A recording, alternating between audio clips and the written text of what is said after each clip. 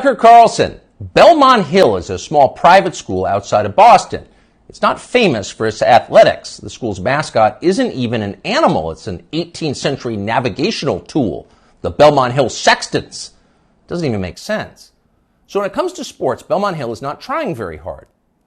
But the school's athletic program can claim at least one important footnote to history. In 1975, its football roster contained two names that you will recognize even now, Mark Milley and Richard Levine. Milley is now the chairman of the Joint Chiefs of Staff. Levine, of course, is our country's most famous admiral.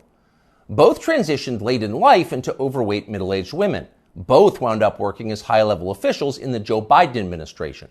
Their teammates at the all-boys school in Boston probably wouldn't have predicted any of that. Here's what Rick Levine looks like now from a video he just posted on Instagram.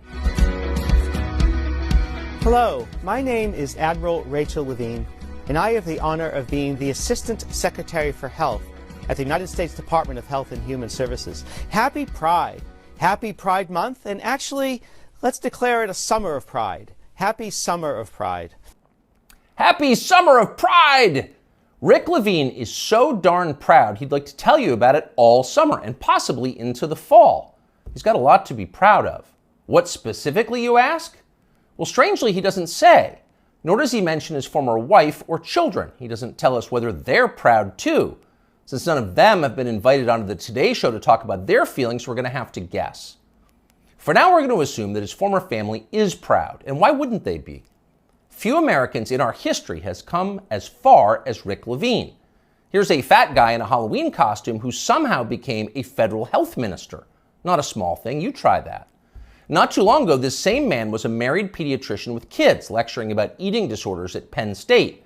Now he's emerged as a path-breaking lady admiral with medals on his chest. And he did all of that without winning a single naval battle, or even being female. It's pretty inspiring. What we have here is living proof that in this country, you really can be whatever you want to be. If Rick Levine can become Admiral Rachel, why can't you be Napoleon? Or Lord Mountbatten, the last Viceroy of India? Ever see that guy's uniform? Or why not Shaka, the legendary Zulu war chief? You could bring your assegai and leopard hide shield to work at Deloitte and no one would be allowed to say a word about it. The HR department would have your back. Unfortunately, you can't actually do any of that. The point of Rick Levine's amazing transformation is not to free you from the inflexible husk that you were born in so that you can be more fully yourself, whatever you decide that is. No, that's not the point. Rick Levine's personal journey has nothing to do with you.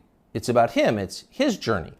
Your fantasies about becoming something totally new and different have not been approved yet. In fact, they're weird. Shaka, the Zulu war king? Come on, that's racist. Shut up and be proud of Admiral Rachel. I, Rachel L. Levine. She's the one who has smashed glass ceilings. You just got some kind of weird fetish.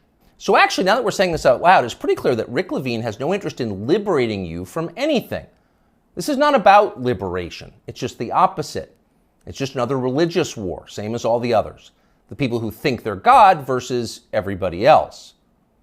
In primitive civilizations, which would include every civilization since the beginning of time until ours, people assumed there were rules that no human being made, but that people could ignore only at their peril, at great risk.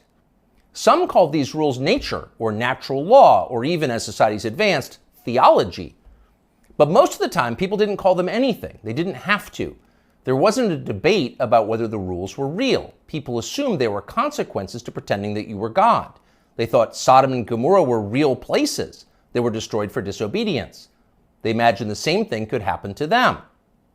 Not anymore. Rick Levine doesn't worry about being punished by forces he can't see. He knows he's in charge. He makes the rules. He sets the limits. Reality is what he says it is. That's his view, and he shares it with virtually everybody else in a position of authority in the United States. That's a pretty bold bet, really. For 7 million years, human beings have believed one thing, presumably based on some evidence. Around 2015, they became convinced of something completely different. Are they right? It feels like we're going to find out soon.